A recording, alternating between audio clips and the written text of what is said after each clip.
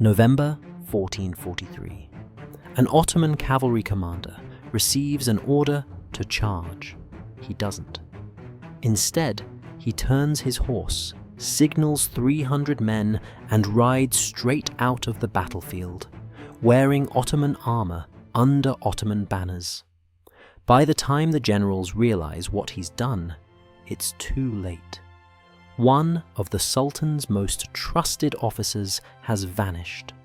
For the next 25 years, this man will destroy Ottoman armies sent to kill him. But the real question isn't how he fought the empire. It's why the empire raised him in the first place. If you value the historical record, subscribe.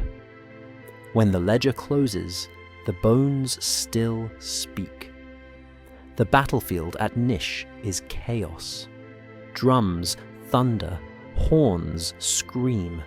Cavalry surges and recoils in waves that blur into noise and dust. This is not a place for hesitation. Orders are shouted, repeated, obeyed, because delay here means death. And yet, in the middle of that violence, one unit moves with unsettling calm. They do not charge, they do not retreat, they peel away. Their commander is no deserter fresh from fear. He is an Ottoman officer to the core, decorated, trusted, promoted. 28 years in imperial service, campaigns in Anatolia, battles in the Balkans, land grants, men who follow him because he has led them to victory before. That trust is precisely why the maneuver works. No one questions him. No one stops him. By the time suspicion catches up, he is already riding west. History will remember him as Skanderbeg. But the empire knew him first by another name, one it gave him. To understand how a man becomes capable of this betrayal, you have to understand how the Ottomans built loyalty. Not with sentiment, with structure. Go back decades to the Albanian highlands. Stone fortresses cling to ridgelines, guarding passes that decide who eats and who freezes each winter. John Castrioti rules here, a regional lord navigating the narrow margin between defiance and survival. He delays tribute. He argues with tax collectors. He pushes just far enough to keep autonomy, until the bill comes due. The Ottomans do not send an army. They send paperwork. 3 emissaries arrive with a sealed order. Calm, formal, irrevocable. Gion's youngest son will be taken to the Sultan's court, not as a guest, as insurance. This is not punishment. It is policy. The empire has learned that land rebels, but bloodlines can be managed. Take the sons of local elites, educate them, convert them, reward them, send them back as administrators and commanders, who speak the empire's language better than their fathers ever did. Garrisons become optional. Resistance becomes inefficient. The boy is 10. He does not fight. There is nothing to fight. He is escorted, renamed, re-educated. Languages first. Turkish for command, Persian for culture, Arabic for law and scripture. Then discipline, tactics, theology. Not just how to fight for the empire, but why the empire must exist. By the time he has grown, the old world of mountain feuds and local loyalties feels distant, almost primitive. And it works. Perfectly. Which is why Nish is not just a battlefield moment. It is a system failure. The empire forged a commander so capable, so trusted, that when he finally turns away, no one sees it coming. As the dust settles behind him and the Ottoman lines close ranks, a question lingers, one that will follow every campaign, every siege, every massacre to come. What happens when an empire's greatest weapon decides it no longer belongs to the hand that shaped it? The Ottomans called it education. In practice, it was refinement by fire. Edirne, the imperial capital, did not look like a prison. That was the point. Marble courtyards, gardens trimmed with geometric precision, mosques whose silence carried more authority than shouted orders. This was the Enderun, the palace school where the empire took boys from conquered lands and remade them into something else. The boy from the Albanian highlands arrived without chains. He did not need them. The system was subtler than force and far more effective. First came language. Turkish, not conversational, but exact. The language of commands, decrees, logistics. Then Persian, the tongue of poetry and diplomacy, teaching him how power dressed itself in beauty. Arabic followed, heavy with scripture and law, because an empire that claims divine sanction must teach its servants how to speak to God correctly. This was not cultural enrichment, it was calibration. Every word he learned pulled him further from his father's stone fortress and deeper into imperial logic. Language determines how you think, and the Ottomans understood that better than most modern states ever would. Then came warfare. Not brute strength, but doctrine. Composite bows that outperformed European longbows. Curved sabers designed for cavalry shock. Feigned retreats. Encirclements. Terrain exploitation. The boy learned how nomad tactics from Central Asia had been fused with bureaucratic discipline to create a military machine that rarely lost when it mattered. But the most important lessons were not taught on training grounds. They were taught through reward. The Enderun was ruthless in its meritocracy. Talent rose, weakness stalled. Loyalty was not demanded. It was incentivized. Perform well and you were given status, land, authority. Fail and you simply stopped advancing. No public punishment necessary. Ambition did the work. By the time the boy became a man, his identity had been rewritten. He prayed as an Ottoman, fought as an Ottoman, thought as an Ottoman. The empire did not erase his past, it buried it under success. This is why the system worked so well. The Ottomans did not need to constantly remind their elite that disobedience meant death. They showed them something far more persuasive. Obedience meant everything, and the boy excelled. While others struggled with Arabic grammar, he mastered legal interpretation. While classmates memorized tactics, he applied them instinctively. Instructors noticed. Administrators noticed. Eventually, the Sultan noticed. Murad Thoro was not sentimental. He did not believe in loyalty as a moral virtue. He believed in competence. Empires are not built on faith, he understood, but on the cold arithmetic of reliable men placed in the right positions. The Albanian boy was exactly that. So the empire rewarded him. Command came early. Cavalry units first, then independent operations.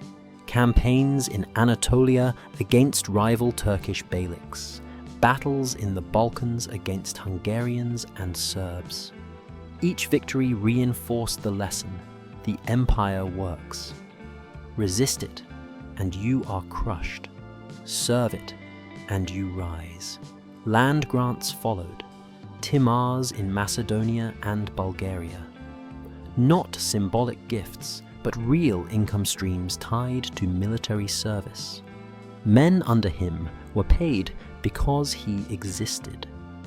Entire local economies now depended on his continued loyalty. Somewhere along the way, he was given a new name, Skanderbeg, Lord Alexander. A compliment, a myth in the making. An Ottoman officer compared to Alexander the Great, the undefeated conqueror. The irony would not become apparent for decades. While he rose, his father fell. Back in Albania, Gjon Castrioti tested the empire's limits one last time. He withheld tribute, raised banners, fought not for independence in the modern sense, but for relevance, for the right to remain powerful in a system that was quietly absorbing him. The Ottoman response was precise. No executions, no grand spectacles. They dismantled him administratively, fortresses garrisoned, authority stripped, territory annexed piece by piece, resistance reduced to paperwork, and through it all, his son did nothing. No secret aid, no protest, no defection. The Chronicles are silent on why. Perhaps he believed rebellion was futile. Perhaps he had internalized imperial logic too completely. Or perhaps he was waiting, calculating, watching for a moment when resistance might actually succeed. What matters is this: for nearly 2 decades, the system held. The empire had taken a conquered noble's son and turned him into one of its most effective weapons. Proof that loyalty could be manufactured, that identity could be engineered. Which is why, when the order came at Nish and Skanderbeg did not charge, the betrayal cut so deep. It wasn't just desertion. It was the collapse of a model the Ottomans believed in absolutely. And the empire would spend the next 25 years trying and failing to erase the mistake it had so cruelly created. For nearly 3 decades, there is nothing in the record that marks Skanderbeg as dangerous. On paper, he is a success story. An Albanian noble's son taken young, educated thoroughly, converted completely, and deployed efficiently. He commands Ottoman cavalry with discipline. He follows orders. He wins battles. He collects revenue. He keeps provinces quiet. This is exactly what the system is designed to produce. Not rebels, but replacements. The empire does not require love. It requires predictability. And Skanderbeg is predictable. He rises through the ranks not because of favoritism, but because he delivers results. Campaign after campaign, he proves he understands Ottoman warfare better than many men born into it. He knows how to move cavalry across broken terrain, when to feign retreat, when to press, when to hold. His units don't panic. His logistics don't collapse. His reports arrive on time. The Sultan rewards this. Timars, land grants, are assigned to him in Macedonia and Bulgaria. These are not ceremonial titles. They are economic engines. Villages that pay taxes. Farms that produce grain. Men who owe military service because his name is written in the ledger. This is how the empire binds loyalty. Not with oaths, but with income. If Skanderbeg rebels, entire local systems unravel. Soldiers go unpaid, administrators scramble, taxes stop flowing upward. The empire understands this leverage, and it applies it carefully.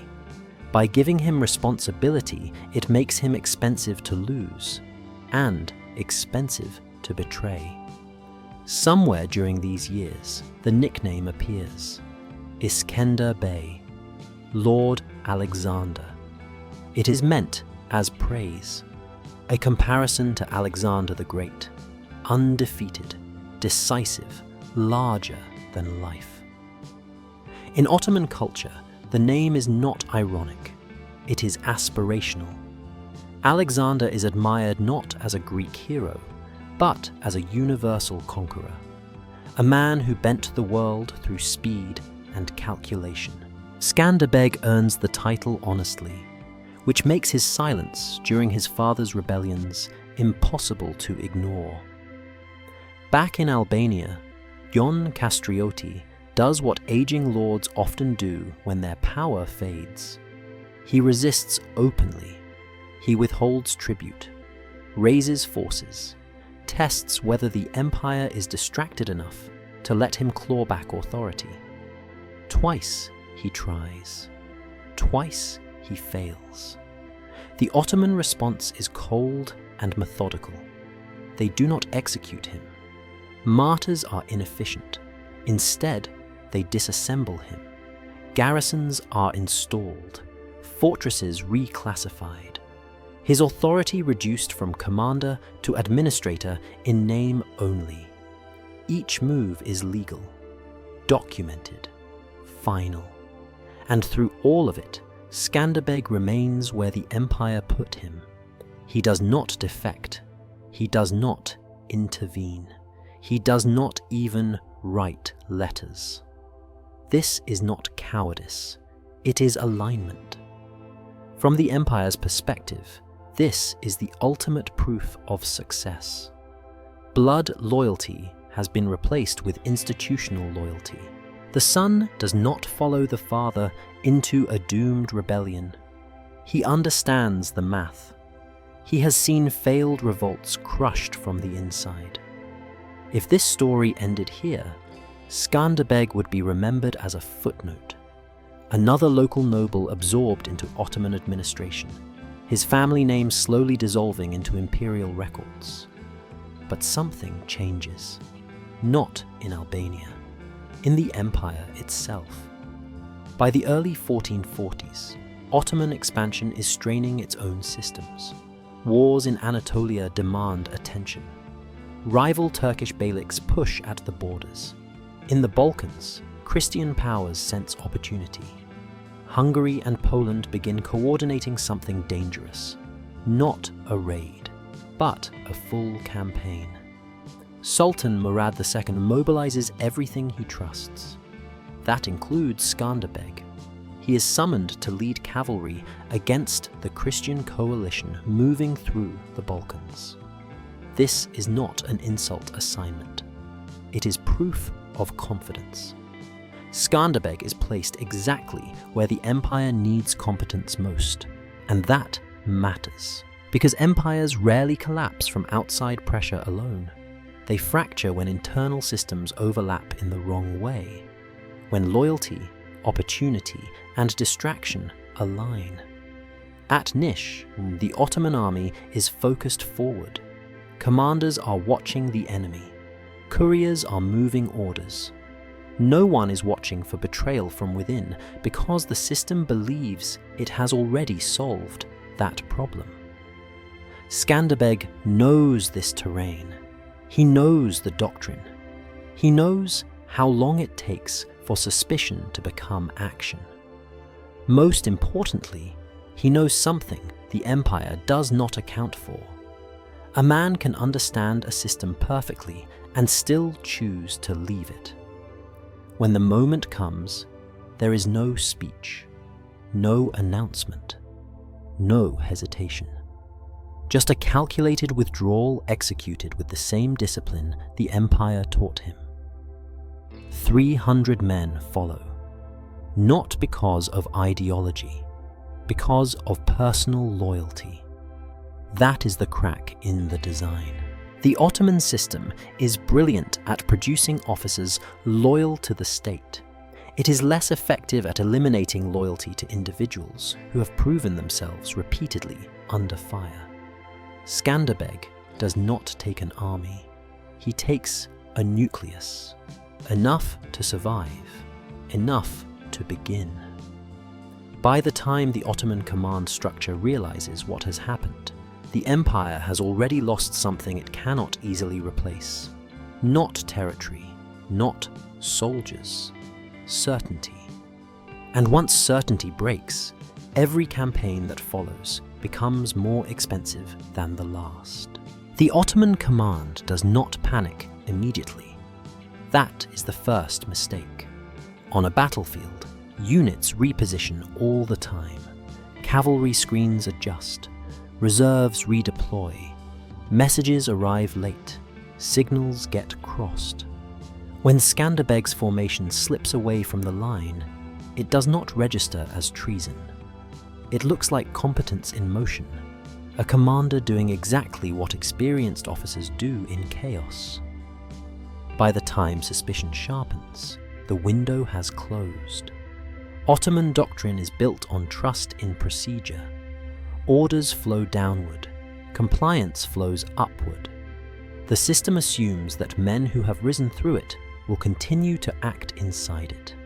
That assumption has kept the empire efficient for generations. It has also made it blind. Skanderbeg rides hard, but not recklessly. He does not scatter his men or race for open ground like fugitives.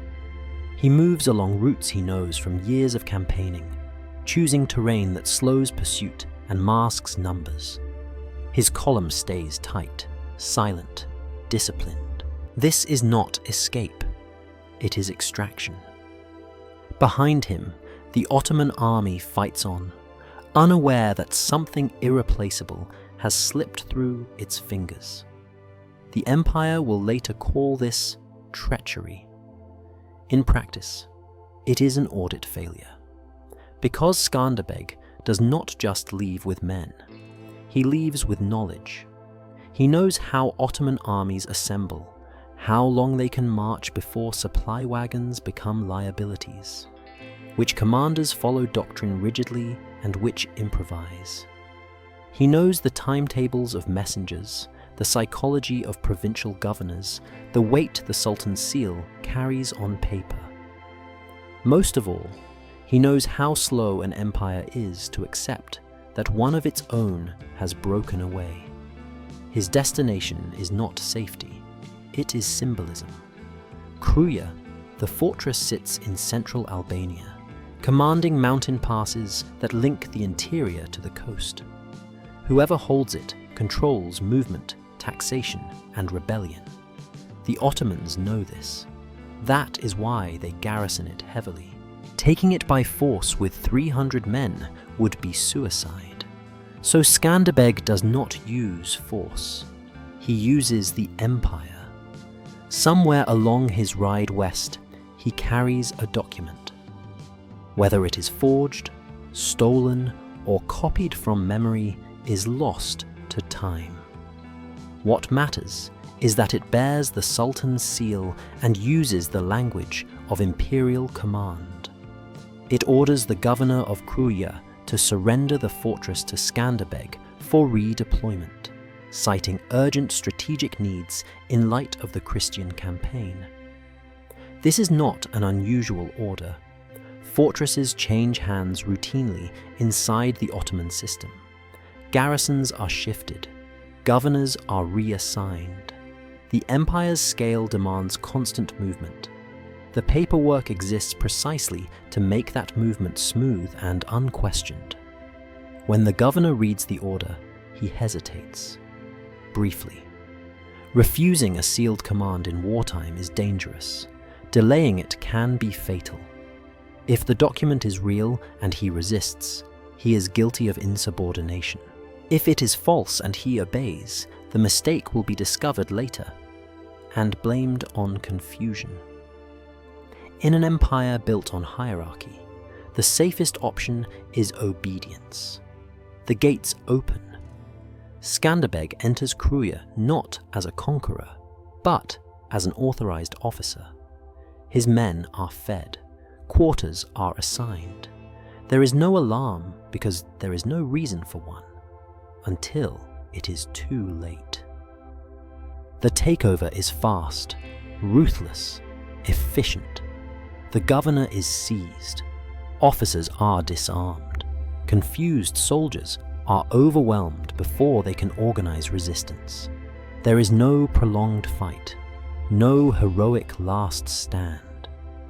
Control changes hands the way administration often does, quietly, decisively, without ceremony. Then the banners come down. The Ottoman crescent is lowered from the walls. In its place rises the double-headed eagle of the Castrioti family, a symbol that has not flown here in years.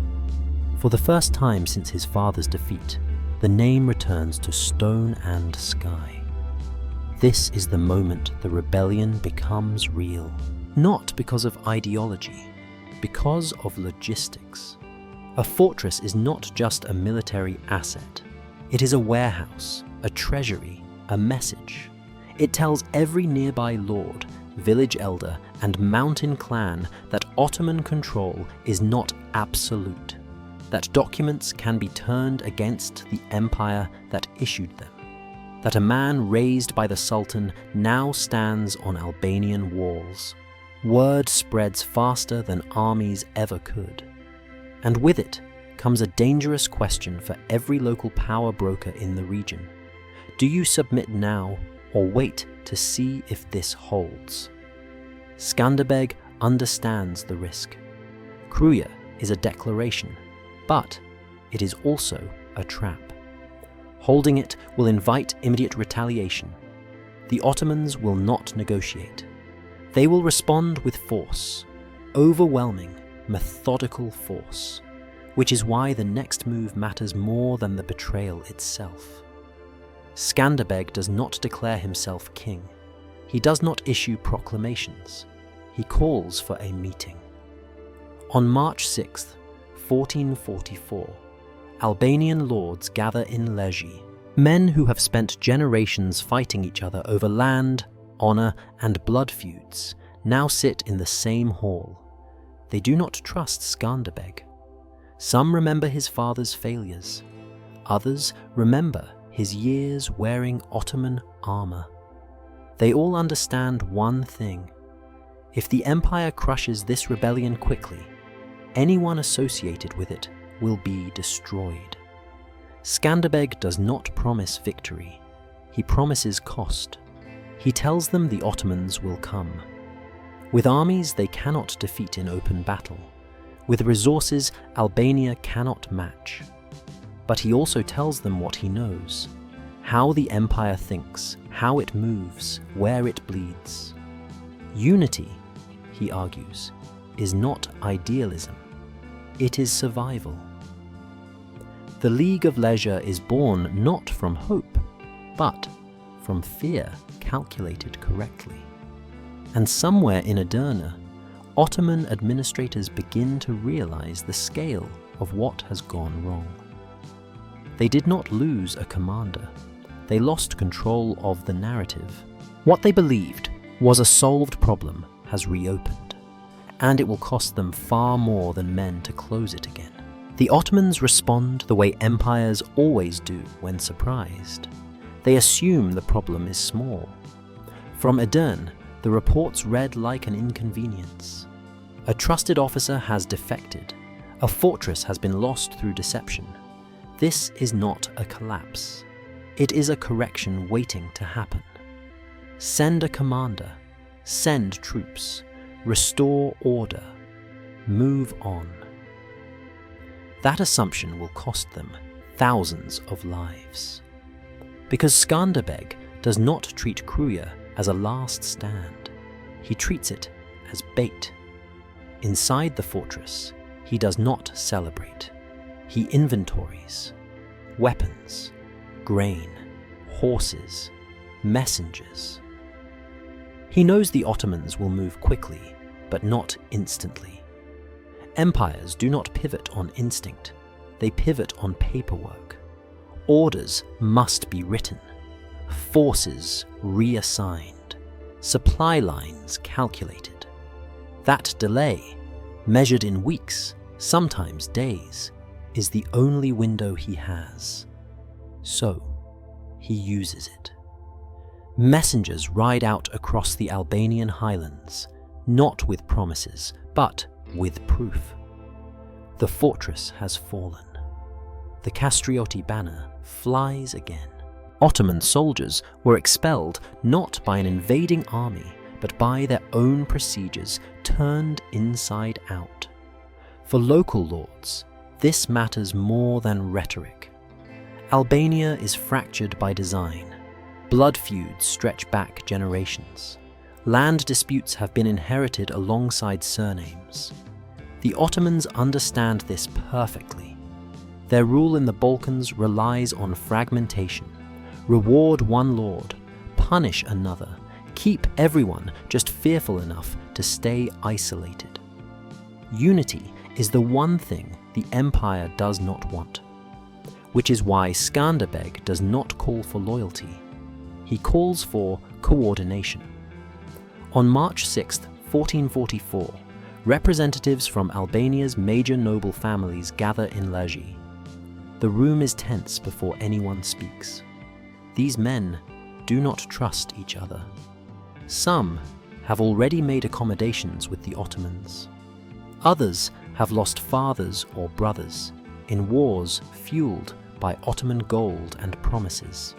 Skanderbeg stands before them not as a king, but as a technician of violence. He does not invoke ancestry. He does not speak of destiny. He lays out numbers. The Ottomans will come, he says, not with raids, but with an army designed to erase this problem permanently. 30,000 men, perhaps more, cavalry, infantry, siege equipment. Albania cannot meet them in open battle and survive. This is not pessimism, it is arithmetic. But arithmetic cuts both ways. Skanderbeg explains what the empire cannot easily change. Its armies are heavy, its supply lines are long, its commanders follow doctrine that works on plains, not in mountains where paths narrow, weather turns, and ambushes erase numerical advantage. He tells them the truth they already sense, but have never heard spoken clearly.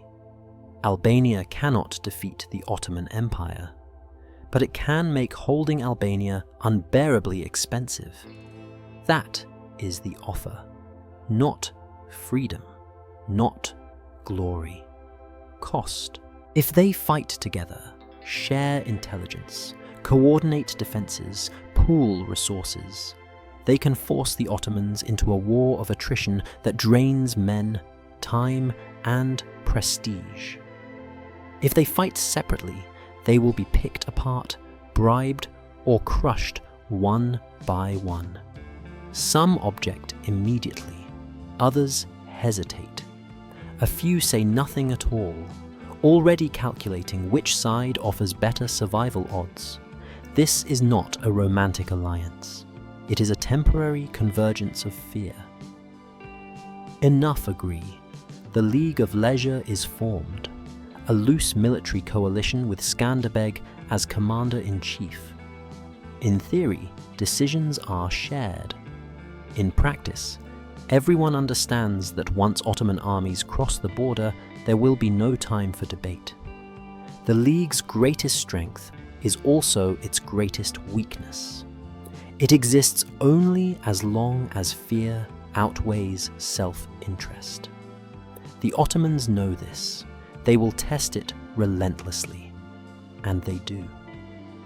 Within months, imperial envoys begin arriving quietly. Gold is offered. Titles promised. Old feuds are reopened with subtle encouragement.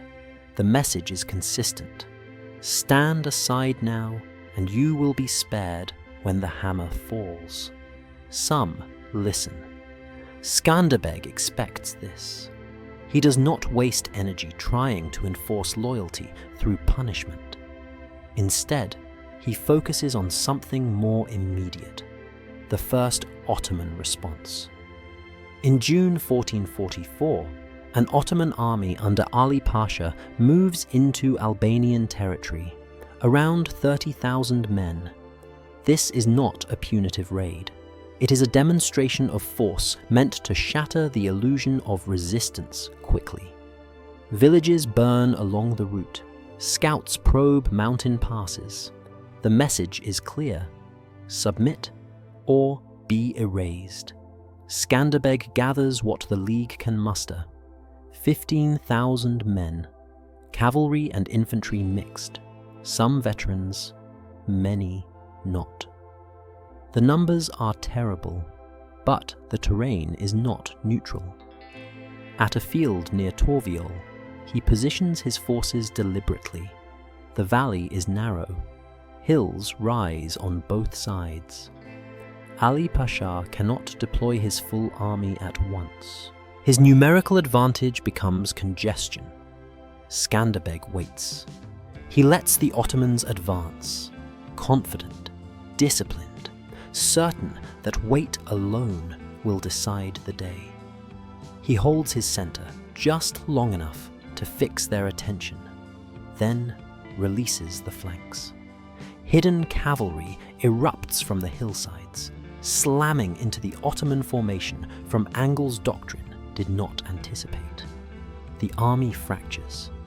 Orders collapse. Units fight blindly, unable to maneuver in the confined space.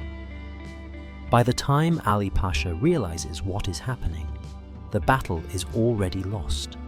The slaughter is severe. Estimates vary. 10,000 Ottoman dead, perhaps more. Albanian losses are significant, but survivable. For the first time, the Ottomans are not just resisted, they are humiliated. News spreads fast. Courts across the Balkans take notice. Venice recalculates. Hungary watches carefully. And inside the Ottoman administration, something shifts. This rebellion is not collapsing on contact. It is adapting. And that forces the empire into a choice it hates making: escalate or rethink the cost of conquest. Either way, Albania has just made itself impossible to ignore. The victory at Torviol does not save Albania. It buys time. Skanderbeg understands this immediately. One battlefield humiliation does not weaken an empire that spans 3 continents. The Ottomans can lose 10,000 men and replace them within a year. Albania cannot. Everybody left in that valley represents a village that will struggle to plant crops, a family that will not recover. So Skanderbeg does not chase glory. He consolidates. Fortresses are reinforced. Passes are blocked. Scouts are posted on ridgelines where visibility matters more than walls. The League of Leisure is kept together through constant movement, shared patrols, joint raids, visible coordination. Unity, he knows, is not maintained by speeches, but by momentum. The moment the fighting slows, doubts will surface. The Ottomans respond with what they know best: pressure without commitment. Small armies probe Albanian territory, testing defenses, burning crops, withdrawing before being trapped. Garrisons are reinforced along the borders. Administrators tighten tax collection in surrounding regions to fund a longer war. This is not escalation, it is conditioning. The empire is measuring how much resistance costs over time. Skanderbeg counters by refusing to play on imperial terms.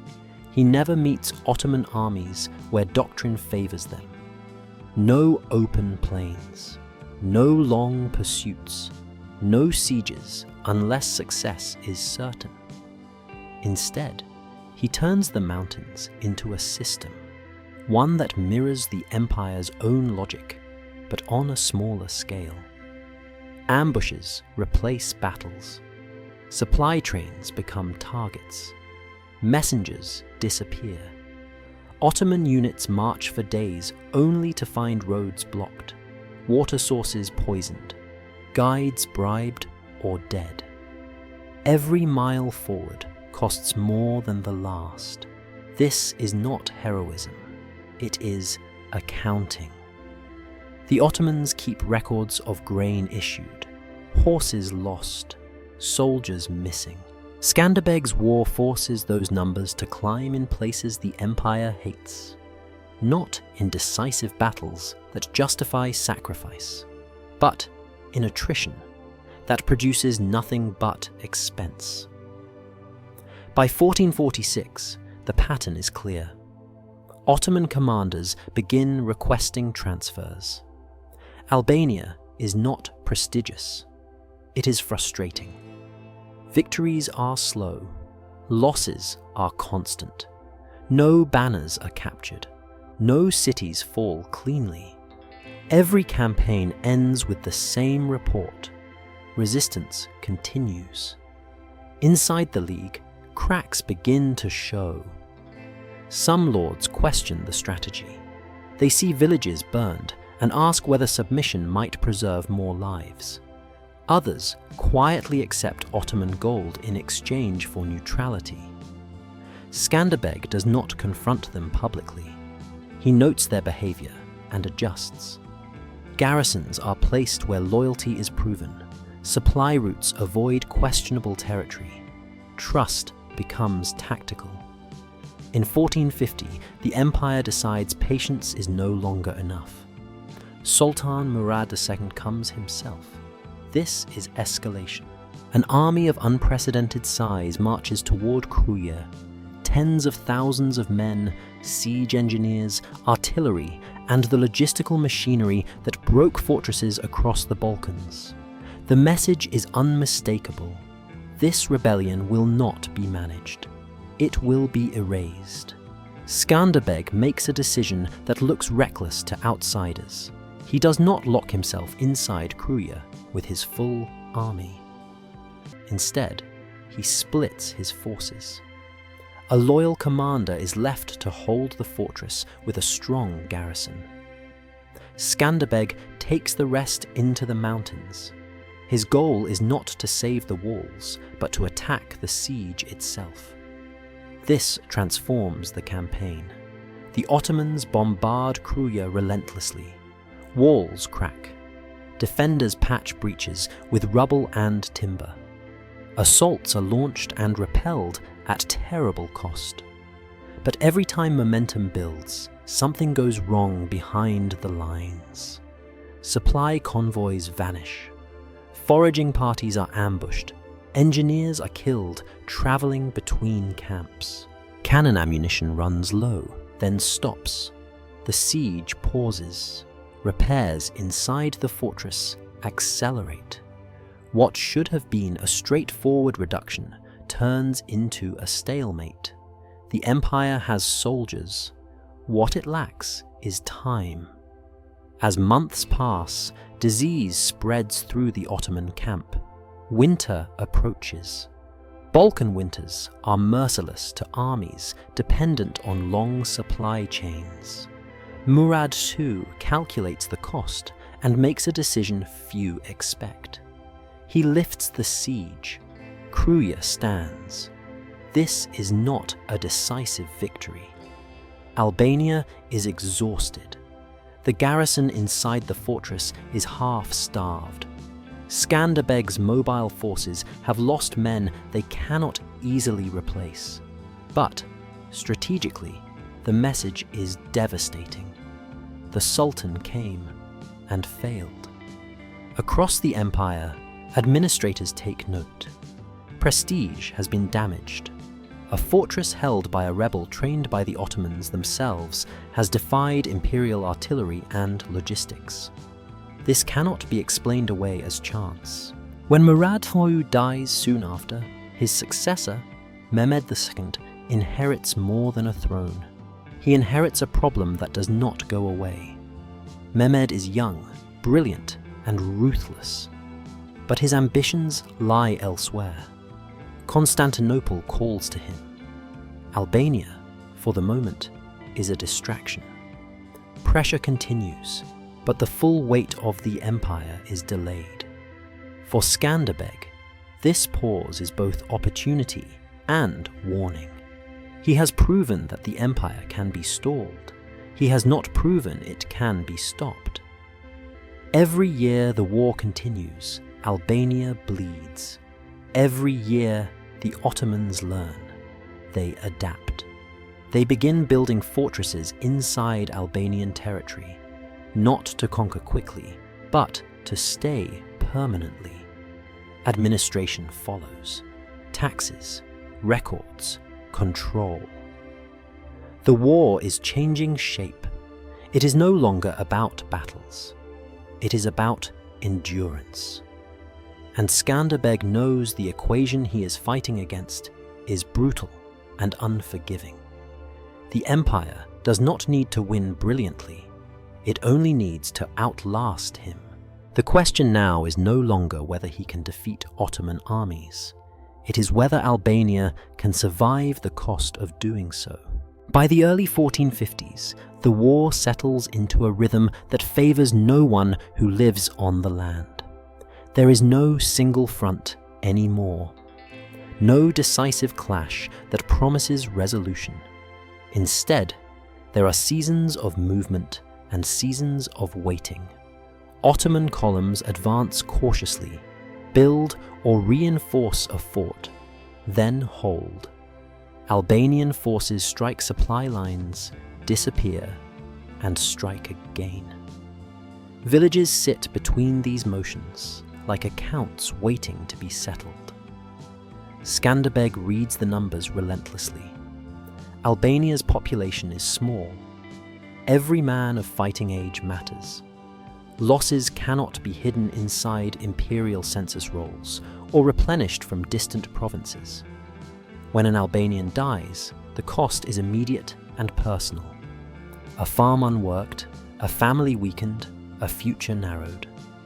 The Ottomans, by contrast, operate on scale. They can absorb 10,000 casualties and still field a new army the following year. Their problem is not manpower, it is efficiency. Every campaign in Albania returns less than it costs. So, Skanderbeg sharpens that imbalance. He refuses to be predictable. Some years, he allows Ottoman armies to march deep, then cuts them off from behind.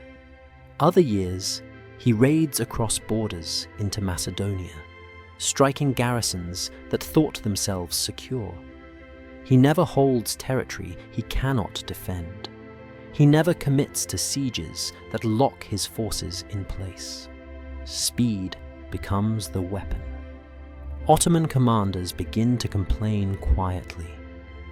Albania is not like Hungary or Serbia. Victories do not cascade. There is no capital to seize that collapses resistance.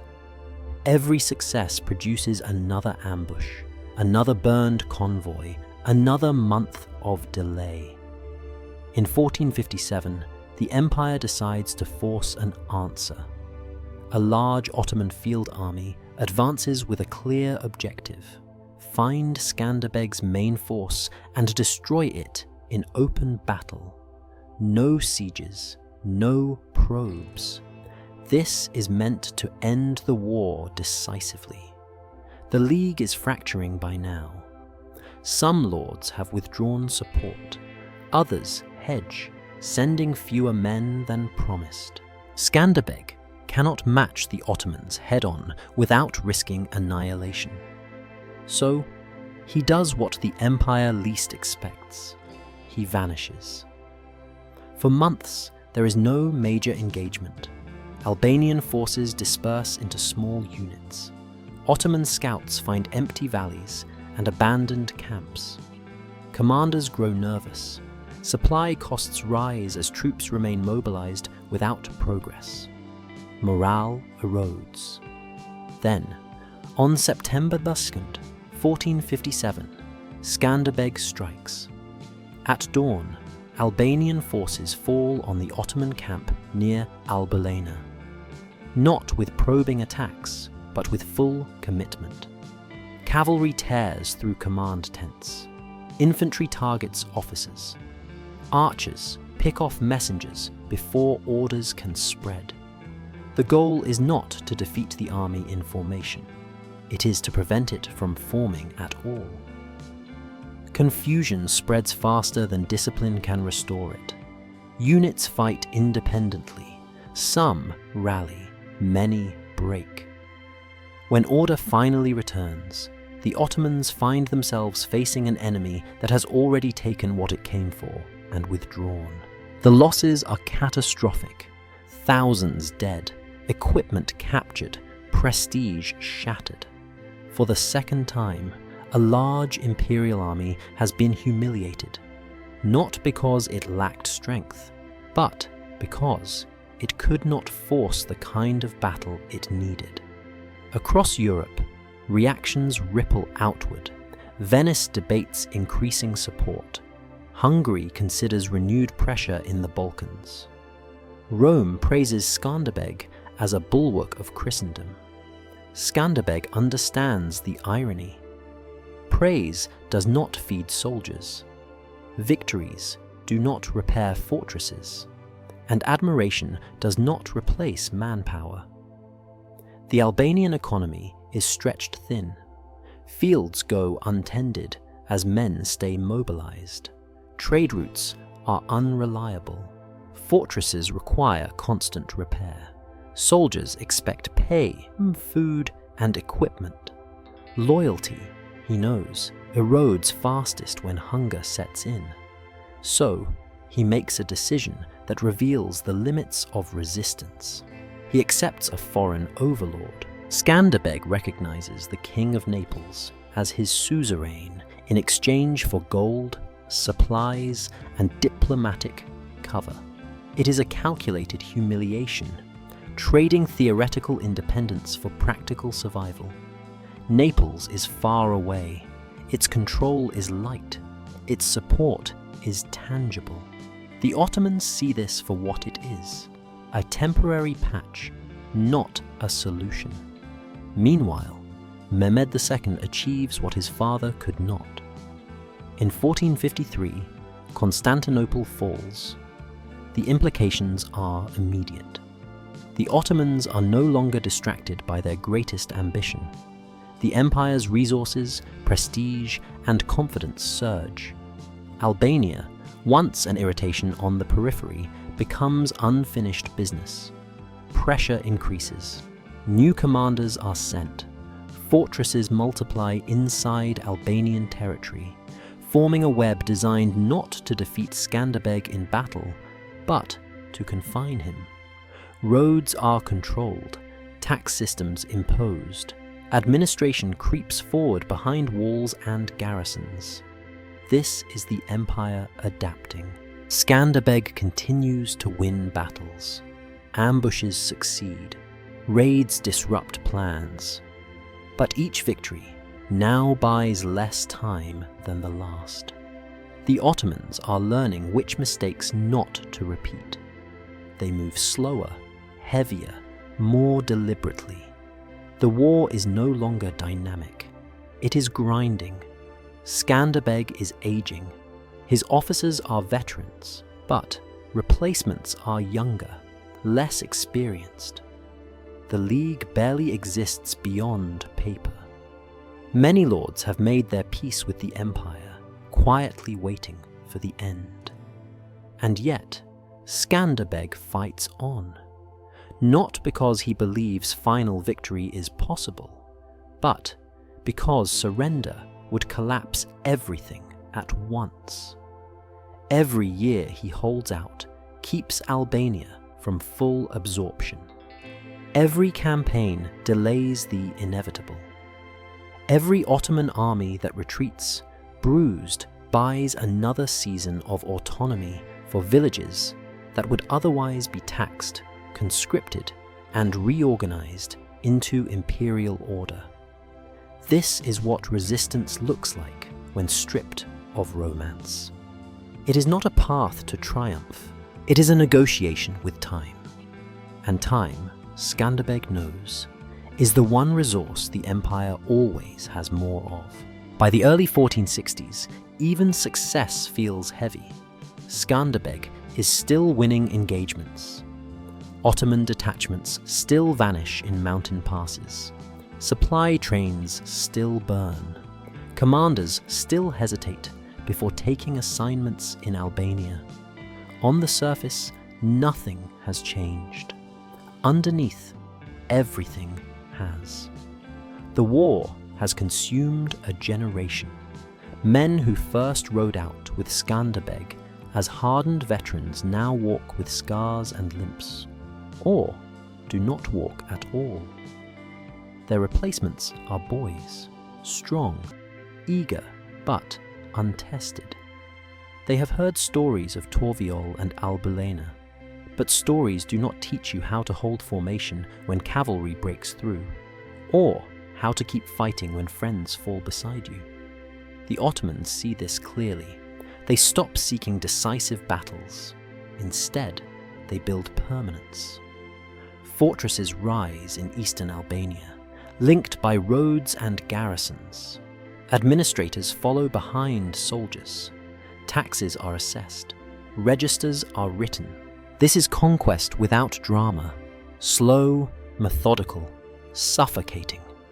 Skanderbeg responds with what he still has: initiative. He raids Macedonia again, not to hold territory, but to remind the empire that its rear is not safe. Cities burn briefly, garrisons panic, supplies are seized. The message is sharp, but temporary. Then comes the mistake.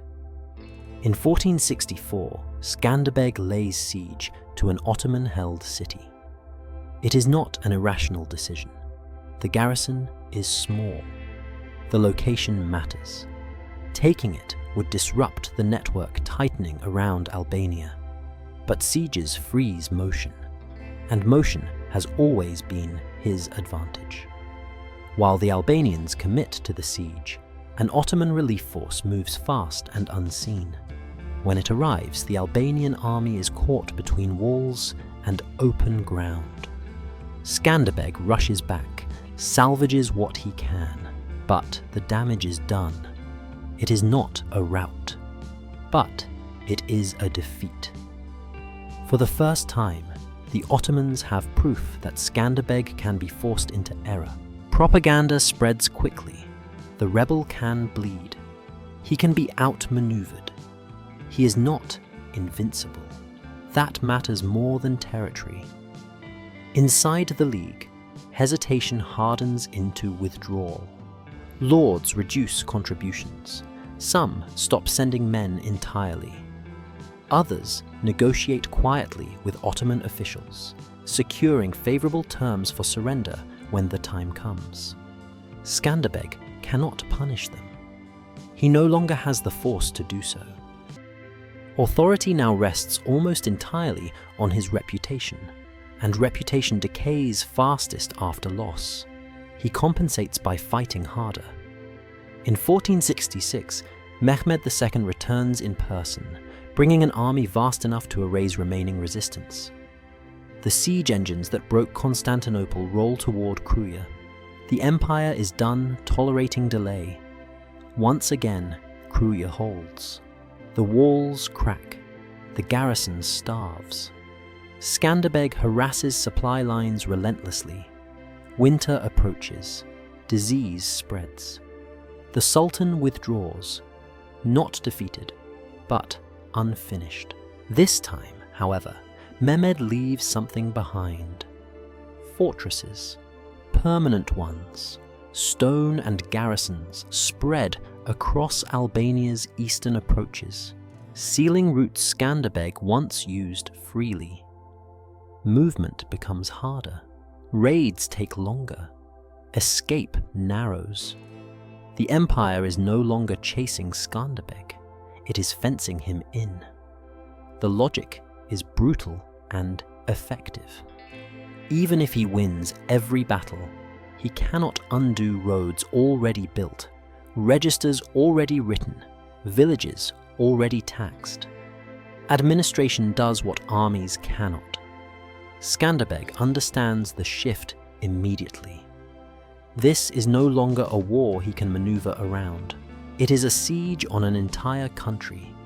He continues to fight because there is no alternative. Every pause allows the net to tighten. Every retreat invites absorption. But the margins are gone now. Each campaign costs more than it returns. Victory, once a currency that bought time, now barely covers its own expense. And beneath all of it, time continues its work. Skanderbeg is aging. His health is failing. The war has hollowed him out as surely as it has Albania.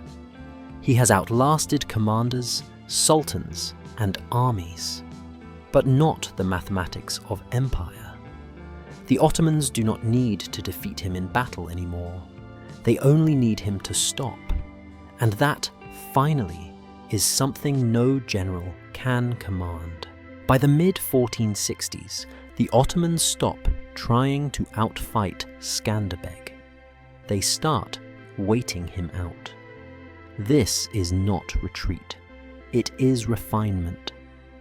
Mehmed II has learned what his father could not afford to learn slowly.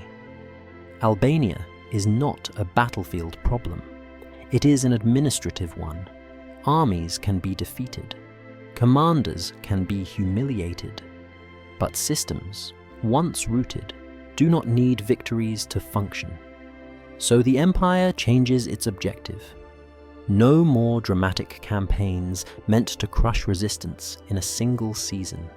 No more risky advances into terrain that favors ambush. Instead, the Ottomans build. Roads first, then forts, then tax offices. Each structure is small, unglamorous, and permanent. Each one shortens the distance between imperial authority and daily life. This is conquest measured in paperwork. For Skanderbeg, the shift is devastating. His entire method of resistance depends on space, freedom of movement, hidden routes, the ability to strike and disappear. The new Ottoman network is designed specifically to deny that. Fortresses block passes. Garrisons monitor roads. Patrols make surprise expensive.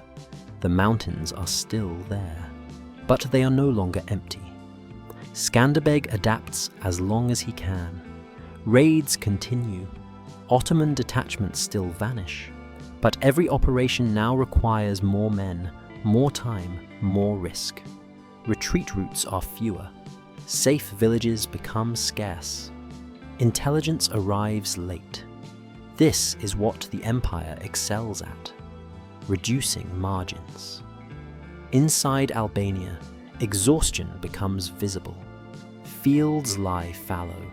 Villages shrink. Families send fewer sons to fight.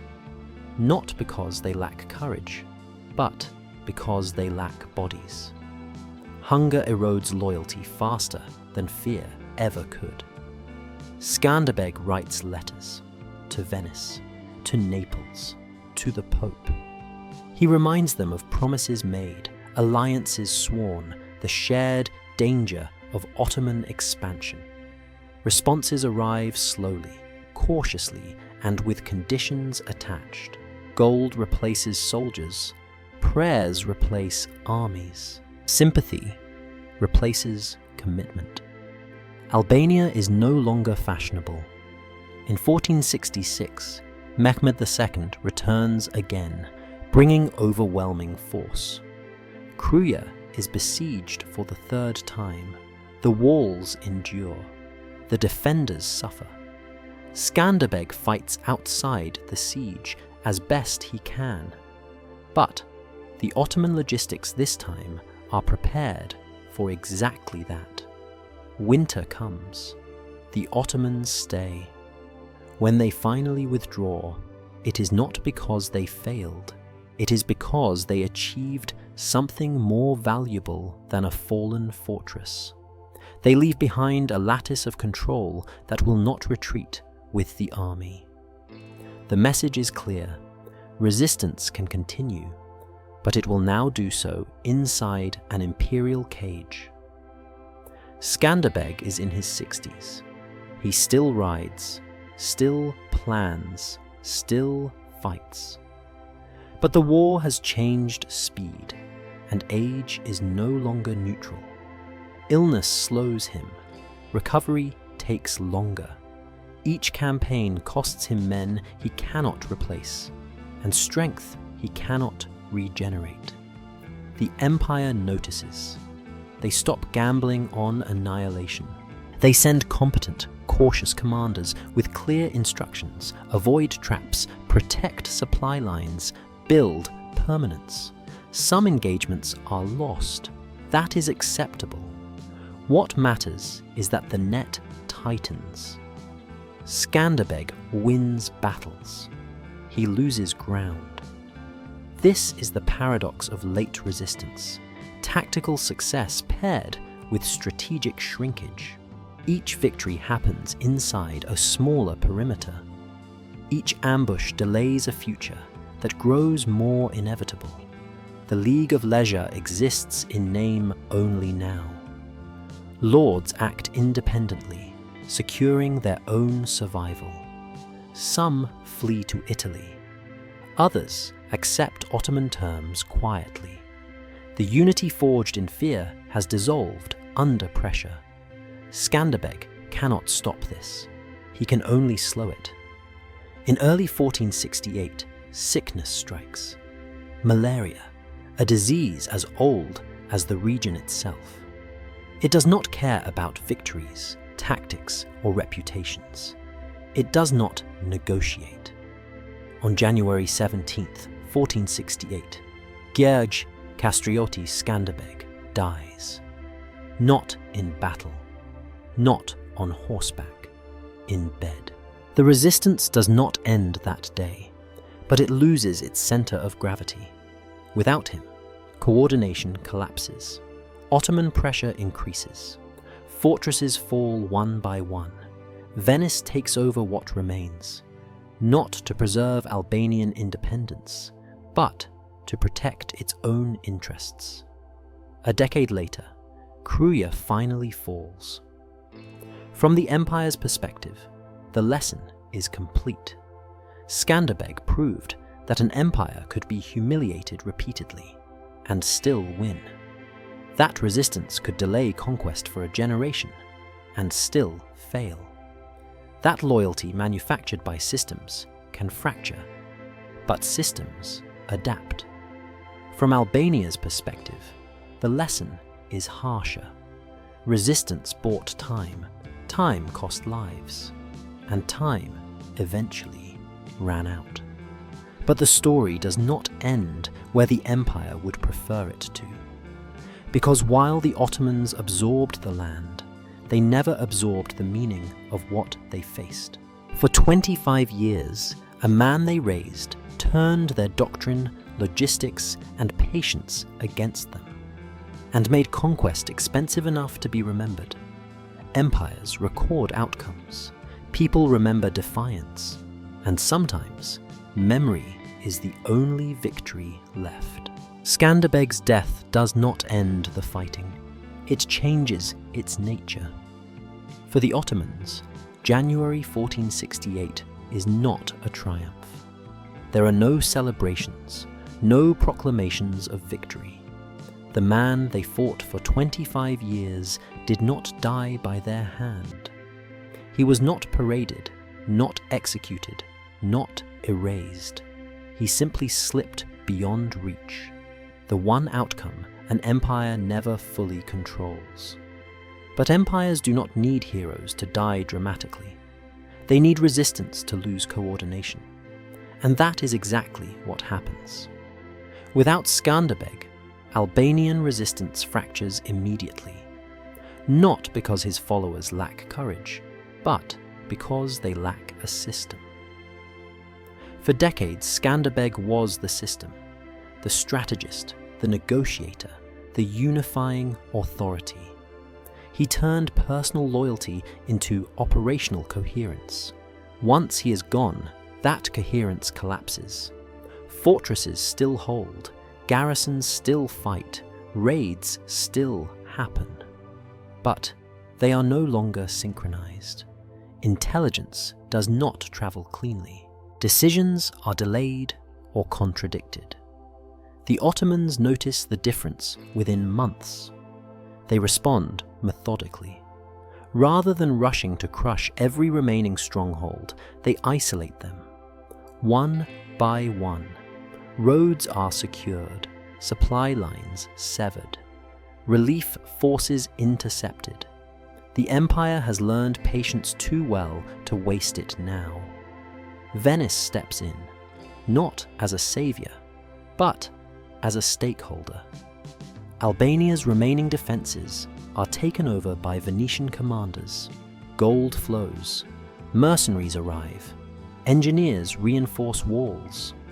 On the surface, resistance continues. In reality, the purpose has shifted. Venice is not fighting for Albania's independence. It is fighting to keep the Ottomans away from Adriatic trade routes. Albania becomes a buffer, not a cause. For another decade, the fortresses hold longer than anyone expects. Ottoman assaults are repelled, sieges drag on. But without Skanderbeg's mobility outside the walls, the logic of the war favors the empire completely. The Ottomans can wait. They always could. In 1478, Kruja falls, not in a single dramatic breach, not in a glorious last stand. It falls the way empires prefer things to end, slowly, inevitably, through exhaustion. Supplies run out, relief does not come, negotiations replace defiance. The double-headed eagle is lowered for the final time. From an imperial perspective, the campaign is over. Albania is absorbed into administrative structures. Fortresses become garrisons. Nobles who remain are offered titles, positions, and security. The same tools the empire has always used. Those who refuse flee to Italy or disappear into obscurity. On paper, the Ottomans win completely. And yet, something lingers uncomfortably in the margins of their records. For a quarter of a century, a small mountainous region tied down disproportionate resources. Campaigns failed. Commanders were humiliated. Sultans were forced to return personally. The empire adapted, but it adapted because it had to. That is not supposed to happen. Skanderbeg becomes a problem of memory. In Rome, he is praised as a champion of Christendom. In Venice, he is remembered as a necessary ally. In Albania, stories grow sharper with each retelling. Battles are simplified, numbers swell, defeats fade. What remains is the shape of defiance. The Ottomans cannot erase that. They control land, taxes, and soldiers. They do not control what people choose to remember, especially when memory becomes a substitute for victory. This is the final paradox of Skanderbeg's war. Strategically, he lost. Administratively, the empire prevailed. But psychologically, the cost was never fully repaid. The Ottomans conquered Albania.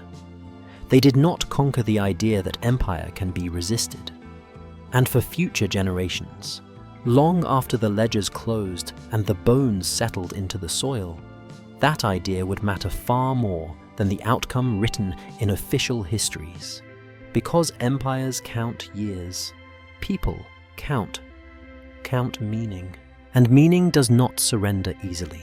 By every imperial measure, the Ottomans won. Albania was absorbed. Its fortresses became garrisons. Its roads were logged, taxed, patrolled. Its nobles were folded into the hierarchy or driven into exile. The ledgers balanced. From Edirne and later Constantinople, this war closes cleanly. A long resistance, yes, but resistance nonetheless resolved. The empire expanded, stabilized its western flank, and moved on to larger ambitions. This is how empires understand history: outcomes, borders, control. But that accounting misses something critical.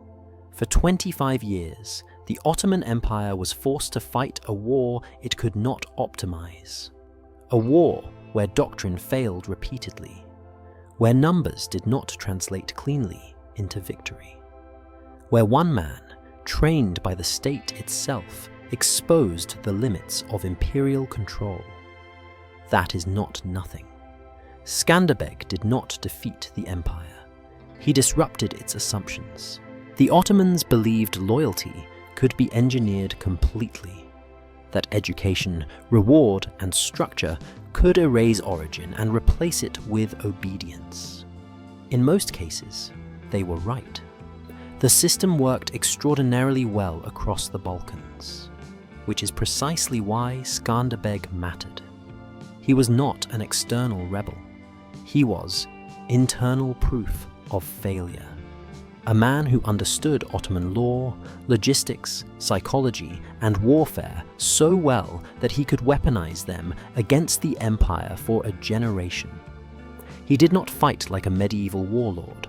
He fought like an administrator of violence, calculating cost, timing, and exposure. Every ambush forced revisions.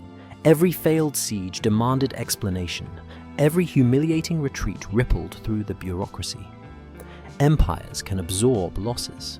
They struggle to absorb embarrassment. Inside the Ottoman system, Albania became shorthand for frustration.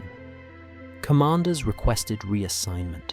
Administrators inflated budgets to account for exceptional circumstances. The region consumed time and attention far beyond its economic value. That is the hidden cost of Skanderbeg's resistance. He turned a peripheral territory into a strategic irritant. He forced the empire to slow, adapt, and divert resources that could have been used elsewhere. Constantinople still fell. Expansion continued. But Albania remained a reminder that conquest was not frictionless. For Albania, the outcome is harder. Skanderbeg bought time. Nothing more, nothing less. Time for villages to remain autonomous. Time for identities to harden. Time for memory to form around resistance instead of submission. That time was paid for in blood. Thousands died. Fields were burned repeatedly. Generations grew up knowing only war. When the empire finally absorbed the region fully, it did so over a population already exhausted. Resistance delayed conquest. It did not soften it. So who really won? If victory means control, the Ottomans won. If victory means survival, Albania endured. Briefly. If victory means meaning, the answer becomes uncomfortable. Because empires do not fear enemies they can kill. They fear examples they cannot forget. Skanderbeg became that example.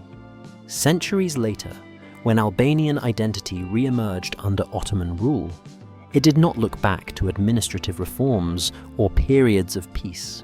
It looked back to him, to the man who made the empire bleed long enough to be remembered.